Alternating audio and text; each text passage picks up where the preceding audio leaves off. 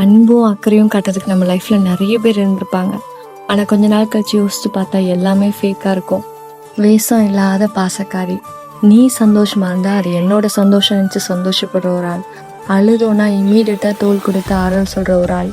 எனக்கு எப்பயுமே ரொம்ப ஸ்பெஷல் பர்சன் என்னோட இன்னொரு அம்மா, எங்கள் அக்கா தான். இன்றைக்கி பாப்பாவுக்கு பூப்பு நீராட்டு விழாவுக்கு தான் வந்திருக்கோம். அக்கா பெரிய பொண்ணுக்கு ஹோல் ஃபேமிலியாக மீட் பண்ணுறது அது ஒரு சந்தோஷம்தான். என்னதான் வெக்கேஷன்லாம் போனாலுமே நம்ம மட்டும் சந்தோஷமாக இருப்போம். பட் நம்மளோட சொந்த பந்தத்தெல்லாம் மீட் பண்ணி எல்லாரும் பேசி சிரித்து ஒன்றா உட்காந்து சாப்பிட்றதே அது ஒரு ஸ்பெஷல் தான். இல்லை, என்னோட லைஃப்பில் நான் சின்ன பிள்ளையிலேருந்து இப்போ எனக்கு 2 குழந்தைங்க வந்துட்டாங்க.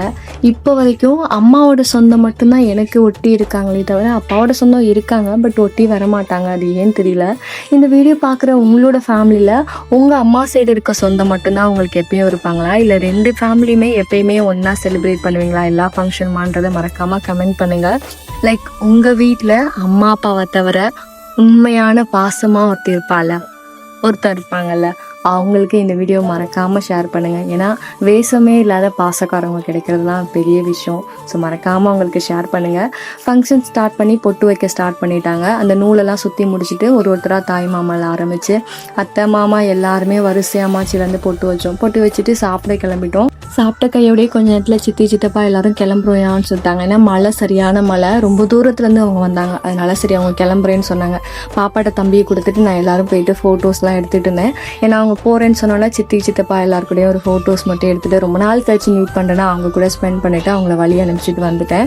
அப்புறம் அக்காட்ட சொல்லிட்டு நாங்களும் கிளம்பிட்டோம். மதியம் தான் சாப்பிட்டேன். ஆனால் எனக்கு பானிபூரி கடையை பார்த்தோன்னே டெம்ப்ட். விஜய் சாப்பிட்லாண்டா அப்படின்னு சொன்னேன்னா அப்புறம் பானிபூரி சாப்பிட்டு வர வழியில், ஏன்னா ஈவினிங் தான் கிளம்பணும், அப்புறம் சாப்பிடணும் போல இருக்குன்னு சொல்லிட்டு சாப்பிட்டு அங்கேருந்து கிளம்பிட்டோம். வர வழியெல்லாம் நிறைய மயில் பார்த்தோம். பாப்பா கிட்ட காமிச்சிக்கிட்டே வந்தோம். நிறைய பேர் உங்களோட ஊரை சுற்றி காட்டுங்க. நீங்கள் எங்கள் ஊர் பக்கத்தில் தான் இது. எங்கள் ஊர் ஃபுல் சரௌண்டிங்குமே இப்படி தான் இருக்கும்.